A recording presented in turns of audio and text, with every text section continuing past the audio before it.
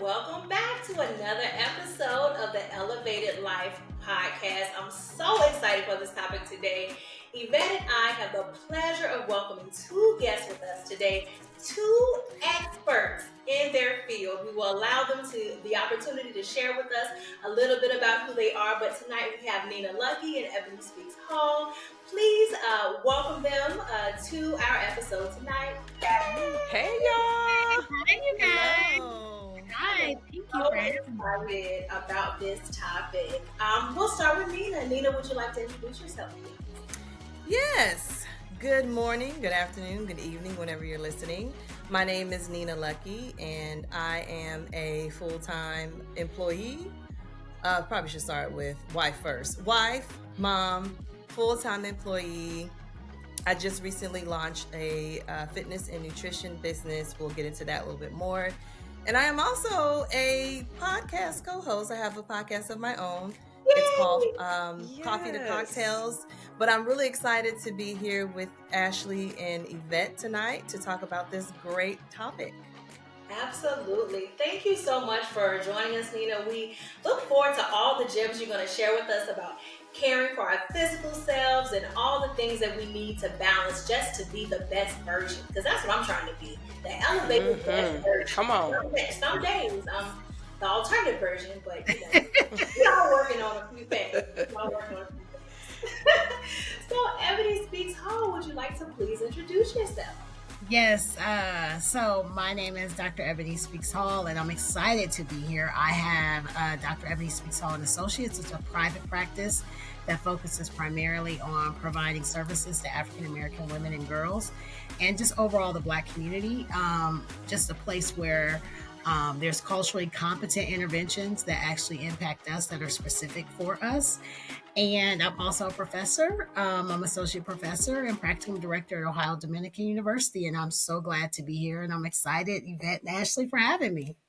Absolutely. Thank you, Dr. Ebony Speaks Hall, for sharing a bit of your bio. And we're so thankful to have your perspective here today because there are specific dynamics. As Evette and I were talking about this topic, there are specific dynamics culturally that can come in when looking at mental health, when looking at physical health. Some of the data that we were looking at just as a part of the research was alarming. So Black women are at least twice as likely to experience a major episode of depression in comparison to men. Approximately 55.9% of Black women aged 20 and older are classified as obese, and about 61% of Black women aged 20 and older have hypertension or high blood pressure. And despite this, we are only half as likely to seek help compared to our counterparts of other races. So that data alone speaks to why we wanted to have the both of you come and join us, to have this conversation tonight about how culturally we're impacted by our physical health, our mental health, the choices that we make, and even the leadership and the different components, the different dimensions of who we are, how we're driven, and the choices that we make to define success and how we cope with that along the way. So I will jump right in, with the first question here to the both of you, and you can answer however you please. But if you would like to share, can you share with us a bit about your journey as a Black woman in business or entrepreneurship, and what motivated you to start your own brand? So, Nina, I'll let you go first. Okay, thank you. I'm excited to hear about your business. So. Yeah. Yes, so I just recently launched a fitness and nutrition business. It's called Focus to Be Fit. Focus, number 2, letter B, fit. And so with that, it's really dedicated to help empower women, especially moms in their prime years, really reclaim their health. And as we had mentioned before, a little bit earlier before recording, we were talking about how moms sometimes forget to put themselves first. So I'm here to just encourage moms, prioritize your health. If you can't take care of yourself, who's going to do it? If your cup is not full, you can't pour into anyone else's cup. So I started my my fitness journey. It was 3 years after my oldest daughter was born. And I remember her being really active. I'm like, she's gonna need an active mom. I'm tired. I'm gonna have to do something. So started getting into fitness. I started with Beachbody. I don't know if you all remember like Shine T and 21 Day Fix. I started off with that. This is in 2016. And started working out at home. I was going to the gym, but I was really doing a lot of work at home, really understanding how, fitness was. Wasn't eating right at that time. That was going to come a little bit later. So we were living in Charleston. We moved to Cincinnati. I kept up with this and I was like, hey, this is making me feel really good. So 2020 comes as I'm still working out. I'm expecting. I found out that I am pregnant in 2019 and, my delivery date is in 2020. But then COVID hits. So my eating went out the window. I mean, I was baking cakes, pies. Girl, pizza. you and me too. I was eating very well and feeding my second daughter.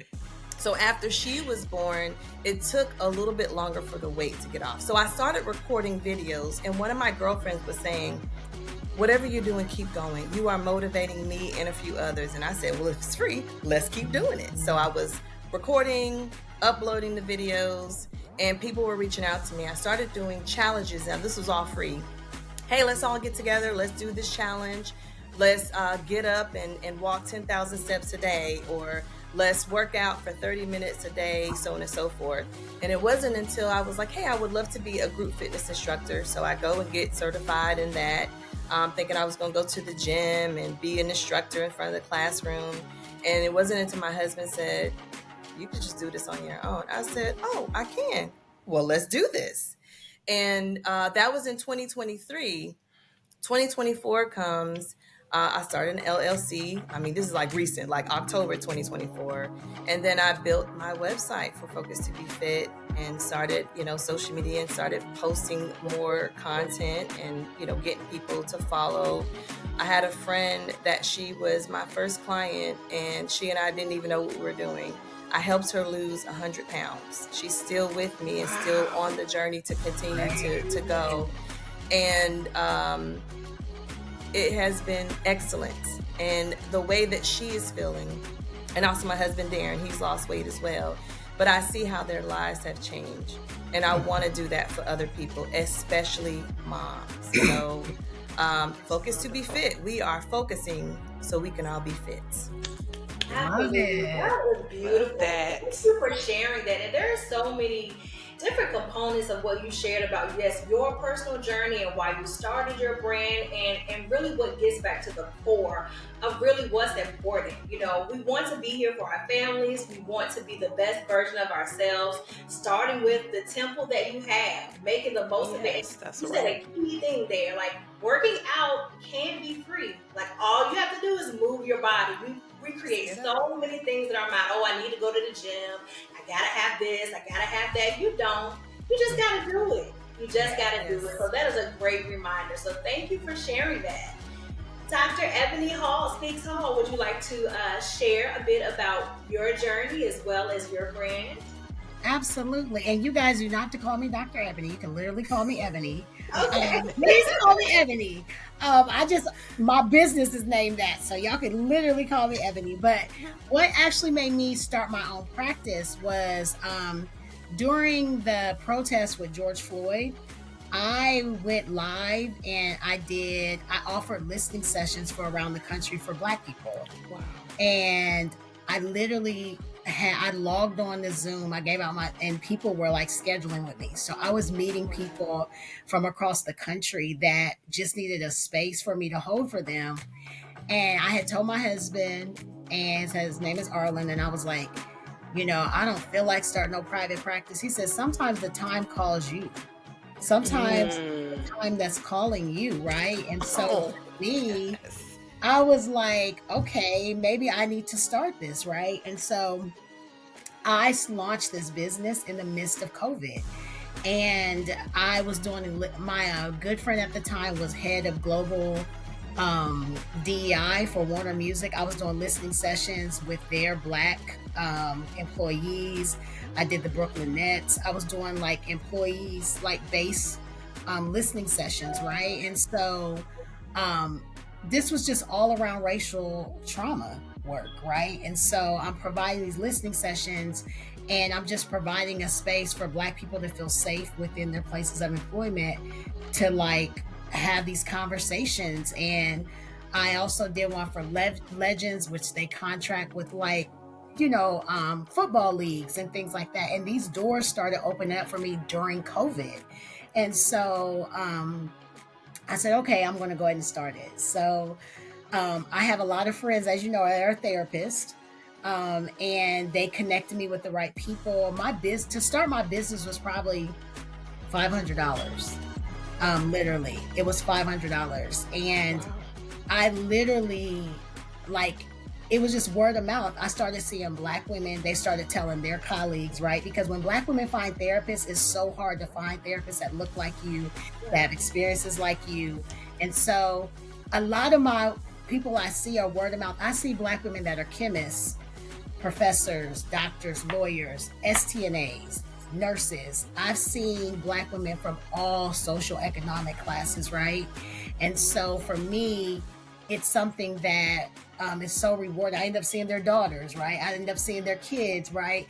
Then I see their husbands. I'm doing like, there's all sorts, like, we're gonna market ourselves, right? So Right. a lot of times I'm doing family therapy with them, right? So a lot of times, a lot of the way that my business has grown has really literally been Black women. Like, I would not be where I am today without Black women referring me to their colleagues. I have Black OBGYNs referring their patients to me. And so a lot of things have happened because of that. And I'm so grateful. I always say this. It is an amazing thing for God to trust you in Black women's lives like that. For Black women to be able to open up in some of the most Black women are telling me stuff they've never told anybody, right? I don't take that lightly. That is an anointing. That is a place that I feel humbled by, that they would trust me with their secrets and trust me with their childhood, that little girl they're still fighting on the inside, right? And still, I'm trying to get them to introduce that little girl to that new life, right? And it's a privilege, and I'm grateful to God every day I can log on and there's a Black woman that feels comfortable enough to cry in session where she hasn't cried in a long time, right? I always say I don't want no strong Black women in therapy. I don't want strong Black women. I want vulnerable Black women in therapy, and it's a powerful thing. And I'm blessed to have this business. I really am. I'm really blessed. That is wonderful. Beautiful. That is beautiful. There are so many just revelations with what you shared there. And, both of you, it's amazing because the things that we're talking about here in the context of this conversation, and then after I say this, Evette, I'm going to hand it over to you. But, trusting another woman to help you with your image of your body. Like, that's one of the most intimate things. Like, saying like, okay, I'm cute, but I can use a little bit of help. Like, you have to trust somebody to be able to say that and to get to that place and accept that help. And the same thing that you were saying, Ebony, as well, like trusting someone else with revealing a part of you that you told no one else, and being able to connect with that and just really put down that cape. That's a big misconception that, we almost can wear as a badge of honor, but why? Yeah. Why do we have to be strong all the time? Why do we have to always be the ones to figure it out? We are vulnerable just like everyone else. So I definitely, really value the acknowledgement that both of you have just, interjected into the stories of really the genuineness of where you're coming from with your business, and really at the core wanting to help someone be the best version of themselves, along with helping yourself along the way. So that's absolutely beautiful. So thank you for sharing that. And Evette, I'll pass it over to you. Yeah, that's wonderful. The other thing that I just want to acknowledge is that both of your husbands were pushing you and championing this, the gifts that you have. This is purpose driven. Yes. And so it's really good to hear that. And I would just also add, like, I'm not only trying to take that cape off, baby, I'm trying to burn that cape because I don't want to put it back on. Get rid of it. Yeah, I don't want to see it. Right. And speaking of, though, there's so many There's so many pressures and so many expectations that I think we have as Black women. Oftentimes we put them on ourselves, but some of it is also comes from, society as well, and others in our community, and our family, comes from outside places as well as oftentimes within ourselves. And so for you, Nina, I'm going to turn this question to you. What do you do to prioritize your physical health, especially when you're going for your dreams? In fact, how important is it to you to prioritize your physical health when you're going for your dreams and trying to reach those goals that you have?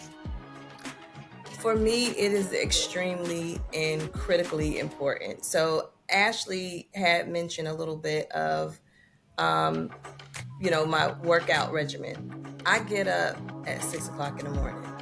The house is asleep. I have tried to work out at night, coming home, getting dinner, but you get off track. So I make it a priority to get myself in the bed the night before so I can wake up. Now, I do have a little bit of a luxury because I have an in-home gym in my basement. However, I haven't always had that.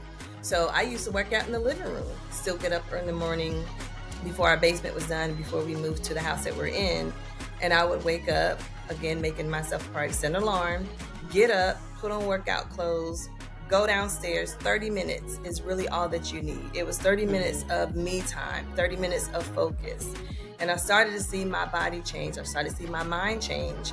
It was giving time for myself, and everything else was clear. And what can we do in 30 minutes? I know I could sit down and scroll for a whole hour. I could watch TV for 30 minutes. I could just sit here and do nothing. But instead, I'm taking that time and dedicating it to myself. And I've gotten to the point now where it's not really about weight. Of course, I like how I look because I've worked, pretty hard. But it really is about how I feel. And it's from a physical and a mental perspective. So it is critical for me. I have been on this journey for quite some time. I am continuing this journey, and I'm trying to bring other women with me. I love it. That is beautiful. I mean, and that is exactly what I was thinking when you were sharing that, Nina, because that's one of the benefits that I've grown to enjoy about having some workout time or some time just to move my body, is that mentally I can get some clarity, I can go to a different place, and I know that I'm doing something good for myself. That pedicure feels good, and that feels like self-care, and watching that show and having that laugh is a good time too. But when you're working out as a form of self-care and even supporting your mental health, I think it's a completely different feeling, and it's one that you can't buy that, and you only know it when you experience it for yourself. So that's something truly that's very personal. So that's a great thing to add there. So let me add really quick. I also have 2 little brown girls.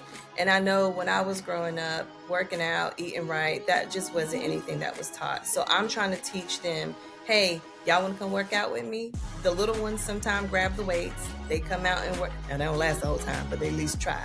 Yeah. But they come down, they work out. My 4-year-old is like, this is healthy. And she's eating certain foods that probably back in the day, I would be like, what is that? Broccoli? Ain't nobody eating that. I don't want that. Give me, something else that's not as nutritious for us. So I'm trying to also teach them so they don't have the same struggles that I grew up with or my husband grew up with, because they'll know when they leave the house, here's how to take care of yourself from a fitness and a nutrition standpoint. Absolutely. That's good. That's so important. So good. Our kids do more of what we do and less of what we say. So absolutely. That's a great example. Yes. So Ebony, I'll ask you, how important is it for you to prioritize mental health when going for goals and dreams and something that you might be looking toward? So a lot of times therapists don't think we need therapists, but I have a therapist. I've been with him for 7 years. He relocated to Chicago. I was like, you ain't discharging me. I know you still licensed. You got all my secrets. Like I'm even let you know that you're not there, right? And he was like, Ebony, I'm not trying to discharge you. I was like, I'm just trying to let you know, like, just because you transitioning don't mean you leaving me. Right? So I definitely, like, even though I'm a therapist, I go to therapy because I'm very big about, I need places too to be able to have a safe space for me to process, right?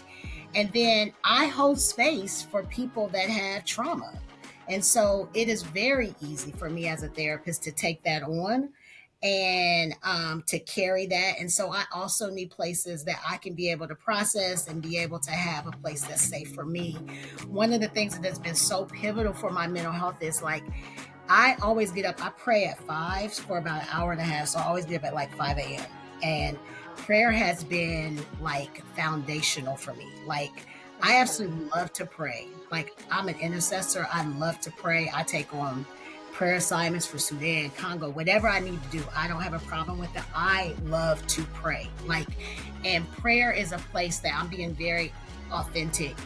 It's the place where my therapist can't touch. It's a place that reaches in me that I can't articulate all the time with words. I can't articulate all the time with what's going on, but it hits a place in me that is so profound that it gives me a peace like throughout my day. And so it's caused me to be forever grateful for my ancestors that have went before me, that have taught those things to me. And I bring that spirituality into my mental health, right? Like, how do I find joy in the midst of racism? How do I find joy? How did my ancestors dance in such horrific and find joy in these horrific situations, right? And I just believe that one of the things Black women have is our ability to find joy in the midst of systemic stuff, right? And to be able to laugh and to be able to cry, to be able to see my girl like, Ashley, I see you cute dress, right? Like, the ability for us to even affirm each other's identity. Yes. We don't even know each other. We might not even know who each other, we don't know each other's name, but sis, I see you, right? That idea of validating us in a world that wants us to be invisible. But we always we reassure each other, I see you. You're amazing. Yes. You're beautiful, right? And so I think even those interactions are spiritual. The fact that I can feel connected to a Black woman in New York that I've never met, and I can say, I see you, sis, right? And I think for me, prioritizing my mental health is, a lot of people talk about self-care, but I talk about community care, which I can't, because I follow a lot of I don't know if you guys ever read Rest is Resistance by Trisha Hursty. And it's the idea that if I'm good, my community is good. Right. And so there is no me without Ashley, Evette, and Nina, right? If I'm good, but Nina's not good, then I'm not good, right? And so for me, I always want to prioritize letting Black women know I see you. That's why I throw parties for Black women at my house. Like, I see you. You should be able to come. Next time I'm in Ohio, I'm coming.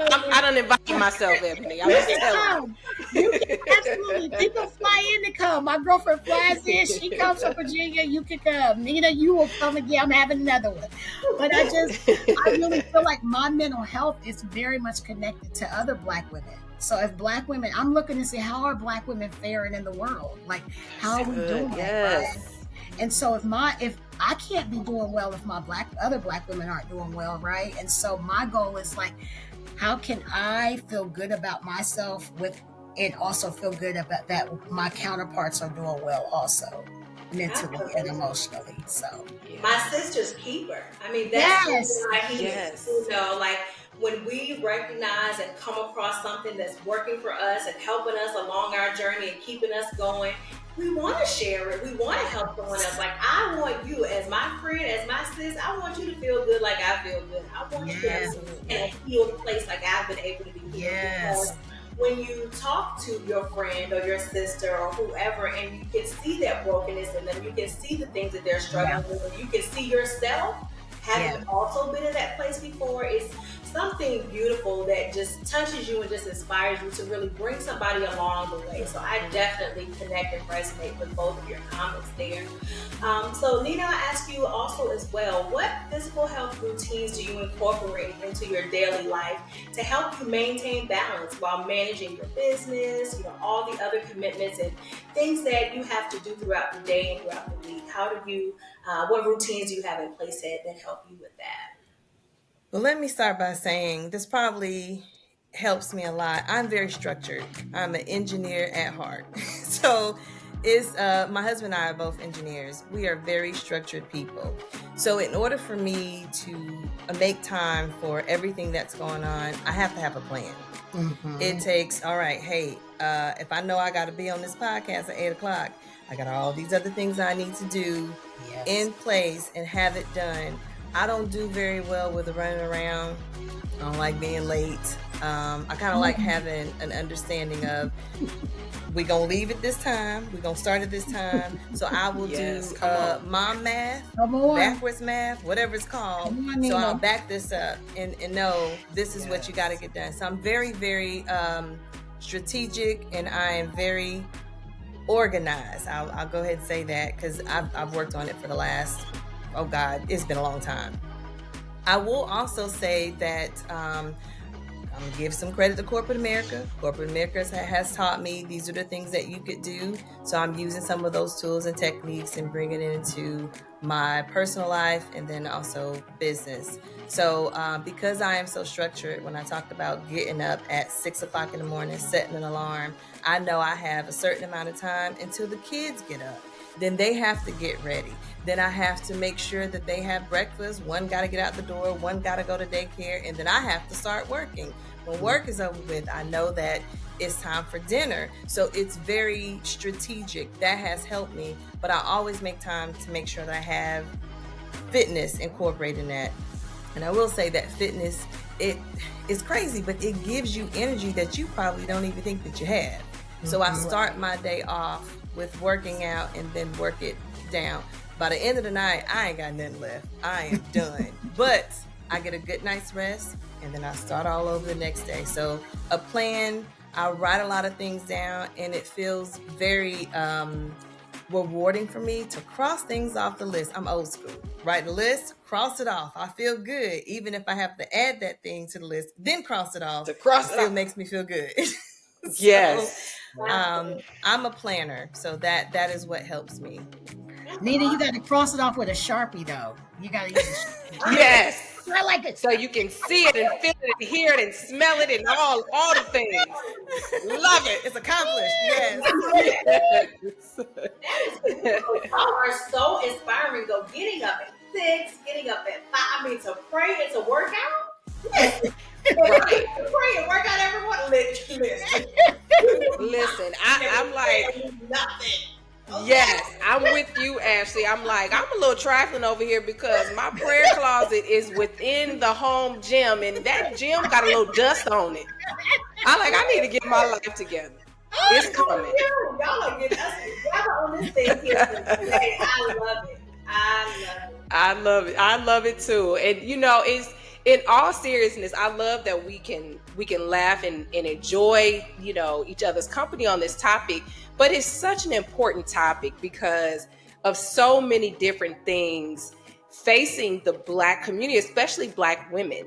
And y'all have already kind of alluded to this, and I think we all can attest that there is this like strong Black woman concept, cultural identity. I don't know what we want to call it. I grew up with, a lot of that mantra surrounding me, and that strong Black woman concept or identity often pressures Black women to appear resilient. It often pressures us to feel self-reliant, and there's actually data. Yep. The American Psychology Association has data to say that identity has led to Black women neglecting their own mental health needs. And that this particular cultural expectation actually contributes to higher levels of stress and burnout. And like, I was joking about burning the cake, but I'm so serious. Like, it's gotta go, because it feeds into that same mentality. And I've been there, like, your girl be tired. Like, this ain't working. And so, Ebony, I want to ask you this question. How important is it for you to have support systems, friends, family, mentors, in helping you manage the pressures of entrepreneurship, the pressures of trying to carry this strong Black woman identity? How is that, how has those support systems really been critical for you? So I think they've been super critical. One of the things that we don't like to do as Black women is ask for help. And so I tell Black women to lean in on vulnerability, and I try to do what I would tell my clients to do. So I'm okay with asking for help. So if I need help, like, I have a whole village around me. If I need to ask my friend, hey, my son's name is Jackson, can you come pick up Jackson from school, because I'm not gonna be able to make it back from Columbus in time because I work in Columbus. So can you come pick him up, right? Instead of me stressing myself and trying to get back and doing 90 on the highway, I'm okay with asking for help. And then my husband and I, we revisited like chores and stuff, right? So my husband's also an engineer, so he likes to save money and live by an Excel sheet. And he did not like the amount of money we was paying our cleaning lady. That my cleaning lady is now at my cousin's house. She's doing her house now. She got my son. And so my husband's like, I'm going to make you a deal. Like, if we give up the cleaning lady, I'll do all the bathrooms and the dusting. I said, ooh, okay. And that's what we did. So like we don't have like traditional roles when it comes to like cleaning. Like, he cleans, he does laundry, he folds, he does that stuff. I cook, we do whatever we need to do to make the house go, right? And so I also believe in supports. When I say support systems too, I also believe in, like, if you have to pay for things, if you have the ability to do that, to pay for things like a laundry service, or if you have the ability, I did have a cleaning lady. Like I said, she's gone now, but I was paying for that service, right? But when I was getting my doctorate, we had a nanny. Like, there were certain things that I had to pay for because I did not have the time to give to that, right? And I did not let my mom make me feel guilty, because I was raised by a janitorial supervisor. And when she was living with me, she's like, I can't believe you got the lady cleaning your house. I didn't raise you like that. I know you didn't raise me like that, but you also wasn't working all these hours like I'm working either. Like, right. So it's a different generation, and if you are a two household income in America, I always have to say this, you got to level set. There is not a lot of stay-at-home Black moms today. There's just not. That's a privilege. If you're a stay-at-home Black mom and y'all are living in the suburbs and living well, that's actually a privilege. But economically, both people typically in Black households are working, which means that we can't acquiesce sometimes to traditional roles because they don't work in our setting, right? Yeah. And so for me, it's asking for help. It's me accessing it and being able to be vulnerable and say, hey, like, I can't do this. Like, I don't have anything to give. And then I also tell, a lot of times, one of the things about support systems is you want support systems to hold you accountable. So my support system is like, did you take your nap today? Did you sleep your full 8 hours, right? Did you go work out, right? Your support system, like, hold you accountable, right? And I even want my husband to sleep. I'd be like, go sleep, go dream. That's what capitalism wants you to do. It wants to work you where you can't dream anymore. So I want you to go sleep. Go take a nap, right? I want you to do the nap ministry like Trisha Hursley talks about. Go dream. I don't know what God could be talking to you in your dreams. Go sleep. It's a rest. Get some rest. Yeah. So I think support systems also hold us accountable to, like, taking care of ourselves. Oh, that is so good. Oh my gosh. So good. And that just, and I'll just share just a personal sentiment there. Ebony is one of the people that actually helped my maturity in this space. Ebony has helped me with so many things. I tell her all the time, like, you just helped my life every time I talk to you. But, that was one of the things that you definitely helped me with, Ebony, just like thinking about how to do things differently. who can help me get this done? Now, we can do that at work all day long. We can say, listen, this ain't my job. Let me call you over here. Your expertise, Okay. let me help you. Let me give you some work. Let me get you some, help you out there. But, in our own homes, in our own lives, do we do that enough? So definitely conversation with Ebony around this topic have just, opened my eyes to really looking at the importance of, a non-traditional support system. So not just looking at the support system, that's my family, they support me, they want to help me be successful, but sometimes you gotta pay some folks to support you. Come on. Right, listen, you want to do this, let me help your business. If you like to clean cars and my car needs to be clean, let me help you with that. Or if you like to cut grass, I got some grass need to be cut. So I definitely agree that a support system can make the difference. It takes it off of your mind. It helps you focus on other things that can help fuel your passions and fuel the things that you enjoy spending your time with. That's so good. Use your resources. That's right. Use your resources. Anybody listening to this that's in the Cedar Rapids area, I'm looking for someone to be able to take down these girls' braids. It's not a commercial. It's wearing me out, okay? I'm working on it. No. Business now that people have take down shops. Right. Cedar Rapids, I need you to get up to speed, okay? Got some clients for you. But in all seriousness, listen, I had to come to a place of maturity as well because I have a cleaning lady.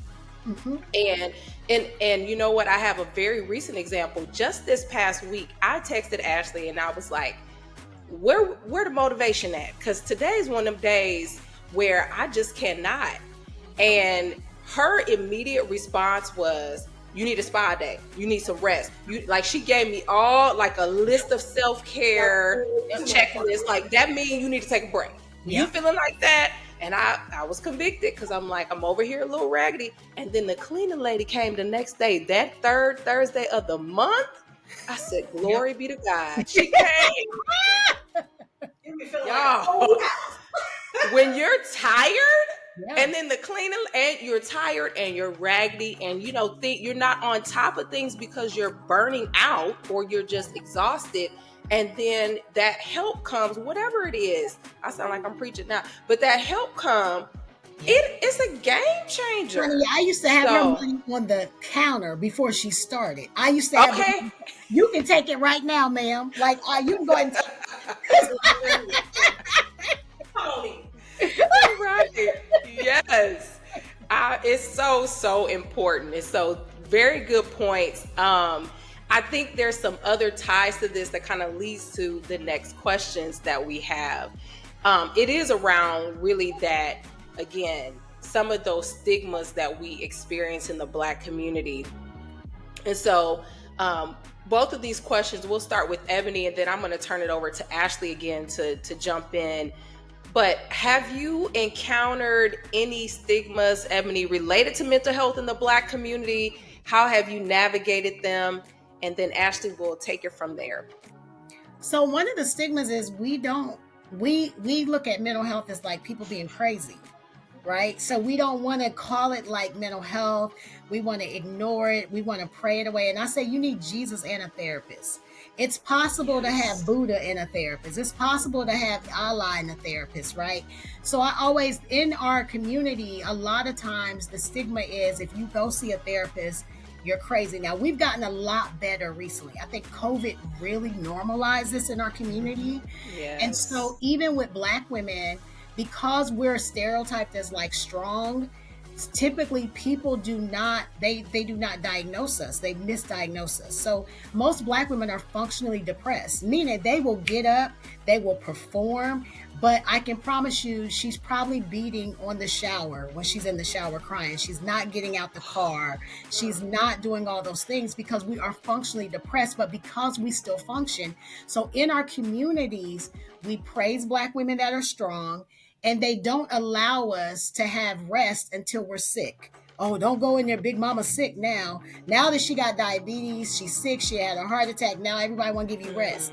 When you've been crying out for rest, right? And so I think within our community, when we think about the strong Black woman trope, it impedes our ability for people to see us as vulnerable. Like, they even get uncomfortable when we cry in the media. When we're crying, people are very uncomfortable when Black women cry and show vulnerability because people are not used to that. So one of the things that I always work on with Black women that are functionally like showing up and they're like depressed is I work on them doing boundary setting. It is so hard for Black women to say no. I said, your no is always going to disappoint somebody else. And you got to sit in that discomfort because no is a complete sentence. And sometimes you're going to have to tell people no.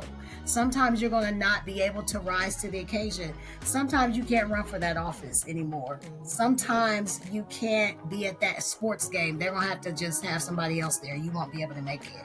And so boundary setting is something that I feel like is one of the greatest, I don't want to necessarily say, I say tools when it comes to like stereotypes and stigmas and things like that. Because when you start boundary setting with people, people will start saying, oh, now she prioritized. Yep, absolutely. You're challenging. I'm not strong. No, I'm not. I'm tired. Right? I'm sleepy. Right? Like, yes, for real. I need to go see Nina so I can go work out. She's gonna go. I'm meeting her. Come on, my trainer, right? No, I'm not going to this meeting. I'm going to work out with Nina, right? Like setting those boundaries then helps people start reshaping how they see you in your lens, right? So I'm boundary up. Okay. Right, exactly. That's what we do this year. Boundary up. Boundary up. I love that, Yeah. Nina. Yeah, Boundary that is up. awesome. And so, very same question, for you, Nina, as well. How would you suggest, we better support ourselves, those in our communities, with prioritizing our physical health, being able to say no to, something else that could, take your time away from prioritizing your mental health, or saying no to sleeping a little bit extra to say yes to taking care of your physical body. How would you suggest that we go about that? The only thing I can say is what's Nike slogan? Just do it. Yep. So you really do have to take that step to say, I'm going to make time for myself. Okay, the kids are hungry. They can wait 30 minutes. They ain't gonna die, right? Mm-hmm. My husband needs this. He can wait a little bit. My wife needs this, or whatever the case is. They can wait 30 minutes. Get that 30 minutes in. Shoot, 20 minutes is good enough. Right. And so, Ebony, as you were talking about the stigmas, what I've learned, especially in our community, y'all, we don't eat very well. We grew up on fried everything, ham hocks and this. I'm from the South, so there was a lot of collard greens, homemade macaroni and cheese, things that were not healthy. Mm-hmm. So you see people making healthy options. The first thing I would hear, especially in my family, is, why are you eating that white people food? Mm-hmm. I know food had a color. Gotcha. So we're just not educated on what is good for our bodies and what we should be avoiding. Now I'm starting to look at nutrition facts and I'm like, I can't pronounce this ingredient. I don't even know what it is. You start looking it up, you're like, oh my gosh, this is horrible. Right. So starting to change your mindset, make time for yourself. So I started doing challenges and I'm like, listen, I'm requiring these things.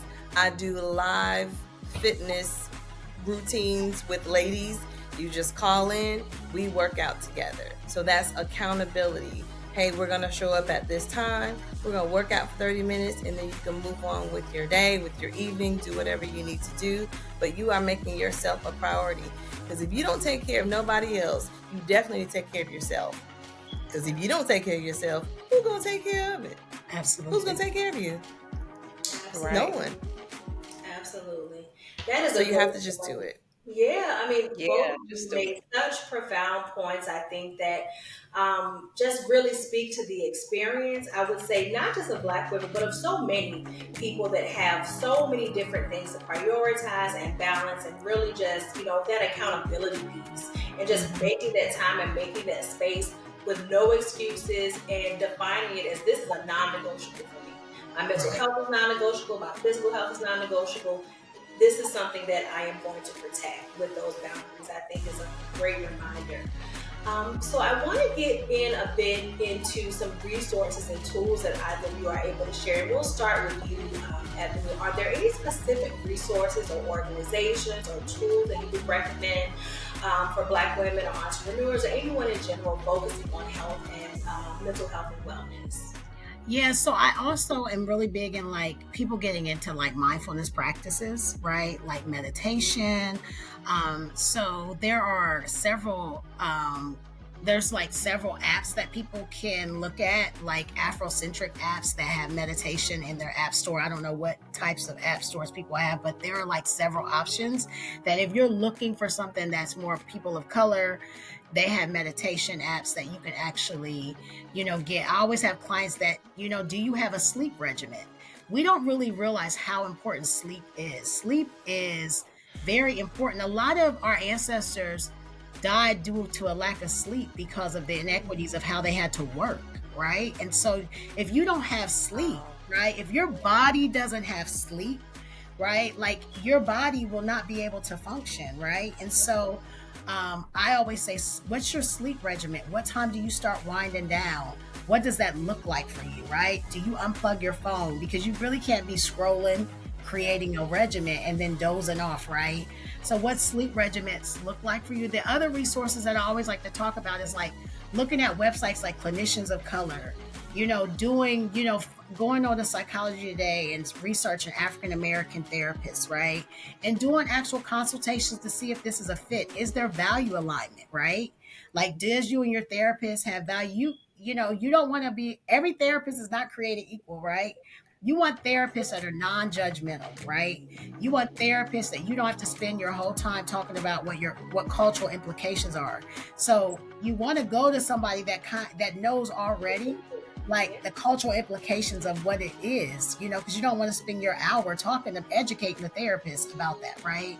And that's not your job, right? And so for me, when I'm thinking about those things, those resources, and one of the greatest, what they're studying, they've been studying Black women's support systems as protective factors against suicide for other cultures, because Black women have been pivotal in looking at our support systems and creating support with each other. It's actually a protective factor for our mental health, right? So when we're sitting around talking, kikiing, sharing stories, it's actually very much powerful. And we actually glean from the stories of each other, and it actually empowers us. So I always, when I'm discharging women, because Black women don't like you to discharge them from therapy, even when they're good. Like, I'm like, you're doing great. If I keep billing, this is going to be fraudulent. I can't do it, right? Like, you're doing amazing, right? And they're like, what you mean you discharging me? You ain't discharging. Yes. But I always make sure Black women have firm support systems. Like, if you're in a sorority and you're not active and used to be active and you need to get back active, right?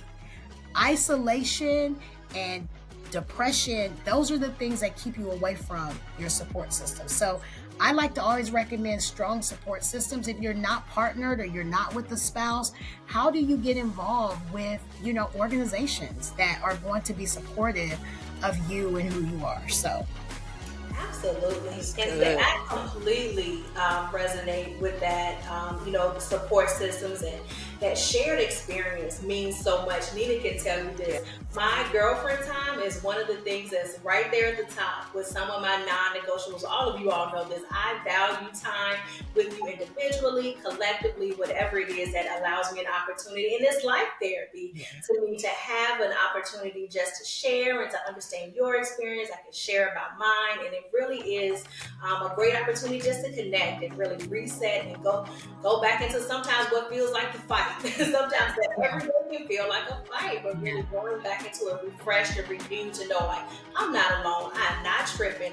All of y'all is crazy, but I'm the same one.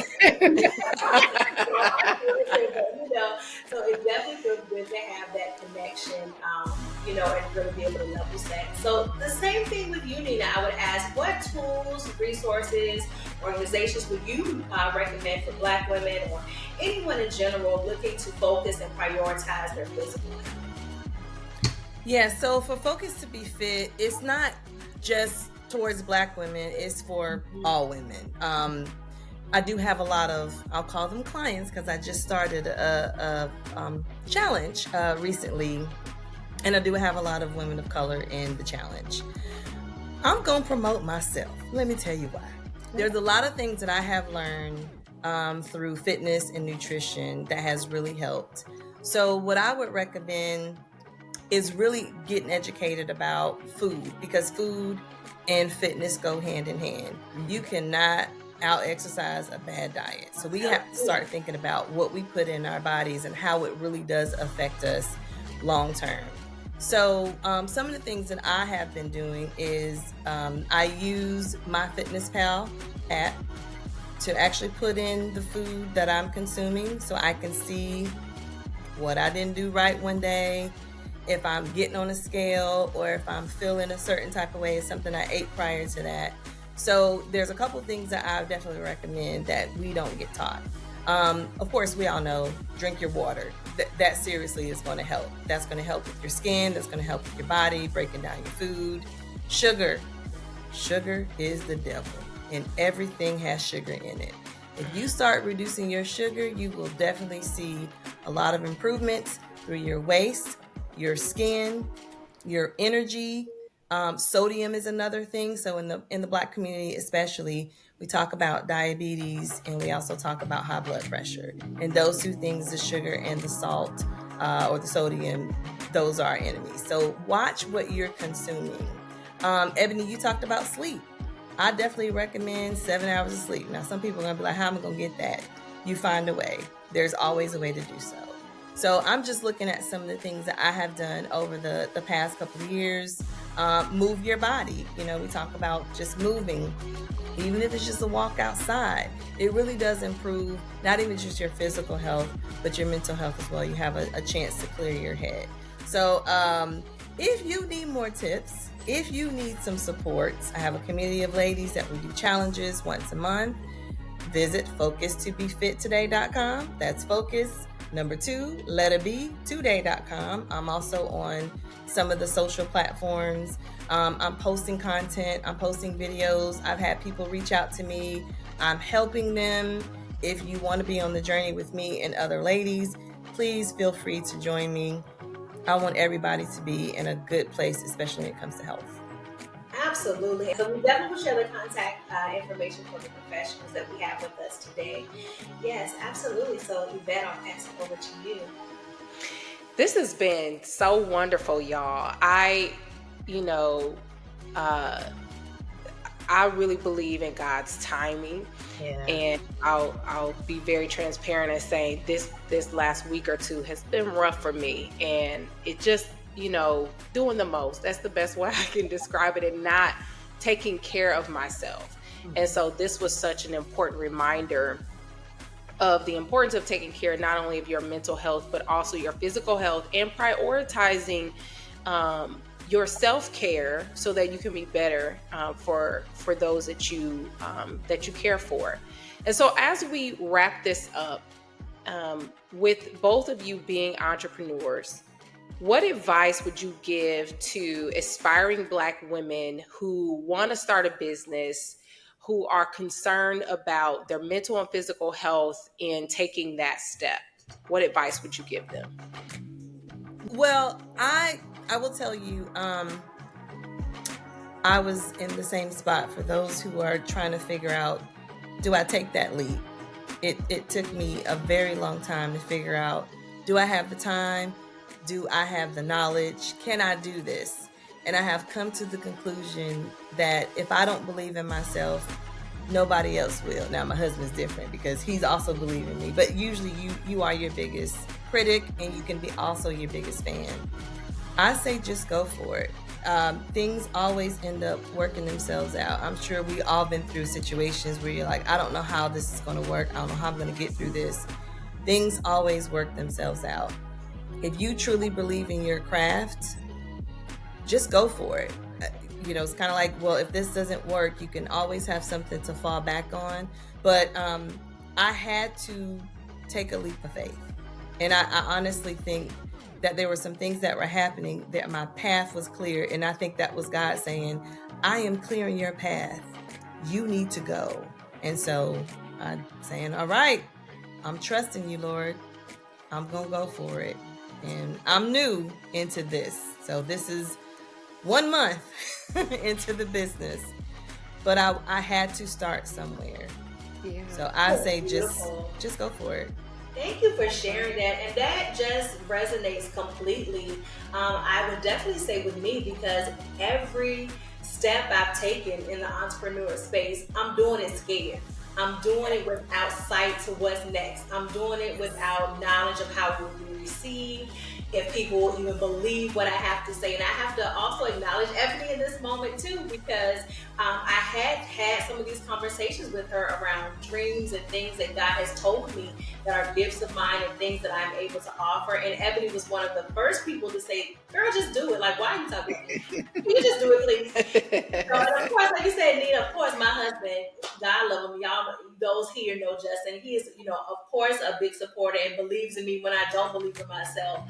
But you have to, like you say, Nina, you have to know it for yourself. So I would completely agree with that it's not just, the just do it, but do it and believe. And even if nobody else believes you, you know what's inside of you. You know that you're set apart, and the rest will come. The rest will catch up. So I think that's definitely a great reminder. The same for you, Ebony. What would you offer to that as well? I would also say too, like, trust people. Like, many times, because it's your baby, you don't want to trust people with it, right? And there are going to be some things you cannot do. Like, especially if you're trying to scale a business and you want to have a product and things like that, you're going to have to trust like systems that you're going to have to pay to do it, right? And so I think a lot of times, do your due diligence on that, right? But also understand, like, you're only one person. And so one of the things that, I trust my business attorney, right? I trust what she says, I don't know. I'm not an attorney, so, I'm going to trust what she has to say to me, right? And I think sometimes when it's your baby, you're afraid to, like, trust other people, right? And so, like, I think, like, I'm diving into, like, finally now going to launch my group practice. And I'm like, I got to make sure I hire the perfect there. Yeah, like, I got to, like, hire I'm like, in my mind, oh my God. And I literally am starting with my niece, because I'm going to be very honest, she's graduating, but I was afraid to hire a therapist I didn't know, right? Like, my niece is being trained. I know my niece, right? And so she's going to be my first business partner. So I think, like, a lot of times, like, we have to learn to trust other people because we're only one person. And that can be really hard when you're starting out. And then I also would say too, like, I'm a person that believes that if you have a job, you have to work that job till you can leave that job. Like, don't let anybody shame don't let everybody shame the 9 to 5, right? 9 to 5 is what is paying for you to be able to eventually leave, right? And so I'm a big person of staying on that job till you're able to leave that job. I'm not gonna let no podcaster or ain't nobody talking me out, and nothing on Instagram, TikTok, nothing, right? Like, even if TikTok like, I'm gonna look at, like, what is being honest about the lifestyle that you want to continue to live. Yes. Like, I think you have to be honest about that and say, am I able to leave this job yet? You might not be able to, right? But that doesn't mean you can't still start on your own business. You can't still make your business on the weekend or after you get off work, And I think a lot of times, people make this idea like, oh, you need to go in and just leave the 9 to... Yeah, not yet. Like, sometimes you might need to pace yourself, Yeah,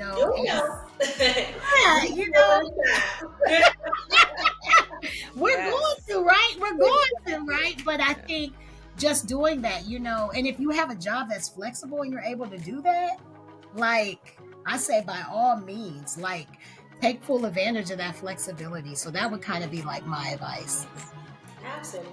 Can I say something? Good. Thank you for saying that, Ebony, because there are a lot of people who are like, oh, you, not just me, but in general, you have a business now. Why are you still working your full-time job? That's taken away from your craft. And you're like, you need to be in a good space, because you never know if you start your own business, that check may not come every 2 weeks or every month like you're used to having. And that can impact not just you, but the people that are dependent on you. So I love what you said. Kroger, y'all will still see me right until I'm ready. Okay. I will be there. I will be there every day. I will too. Another part that you said earlier in the conversation too, Nita, you learn so much. Like all of your experience that you have in your corporate job or in your organized organization that you're a part of, as an employee, that contributes to who you are in your business life as well. So I know Evette and I talk about it all the time. A lot of the lessons that we've learned from jobs that we've had that we've applied to our personal life. And some of these jobs, honey, they will get you ready to Yes, they talk will. Listen. you will be trained to go. Okay. Some of the stuff I've learned, what I ain't gonna do. Exactly. And what I am That gonna one. do. Yes. I'm gonna leave that over there. And your customers come from it, right? Like your clients can come from your job. I have a best friend who is full-time realtor now. Her whole business was built from her 9 to 5. So she was able to leave her 9 to 5 because she sold houses to everybody that worked at that 9 to 5. Yeah. Right. Yeah. Hey, work it out. You never know the blessing. Yvette and I would not be here right now if we hadn't worked together at a job. Exactly. Exactly. Absolutely. It's no shame. It's no shame. I need some clients. Absolutely. A win-win. Here we go. Right. Here It's we no go. shame in it. It's no shame in that. My Because that's how you therapists were get my yourself out there. students, right? Like my therapists are my students. Like I There we teach go. these therapists. These are the students I'm trained. So I think it's like what you're saying, Nina, like there's no shame in that, And I'm very honest. I like a certain lifestyle. That's I like Ramit, the financial. I don't mess with that Ramsey, honey, but I mess with Ramit. I do people of color that got like, I do people of color financial people, right? Like, because I got to have somebody that got some struggle in that way, right? So I listen to people of color. And Ramit has this book called Rich Life. And my rich life is I like living a certain way and I want to maintain that lifestyle. So Yes. Because that cleaner ain't coming if I ain't got the 9 to 5. Come on, somebody. I'm gonna be the cleaner, okay? I'm behind that. I mean, we're doing a good job, but I miss her. Listen, Ebony, I'm gonna pray on that. When I get into that prayer closet, it's my new plan. So I get up and pray.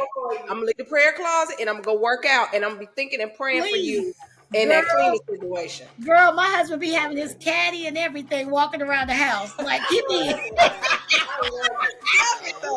I love that though. He's bald headed, so he be sweating. He got his caddy and everything. That's so funny. I love it.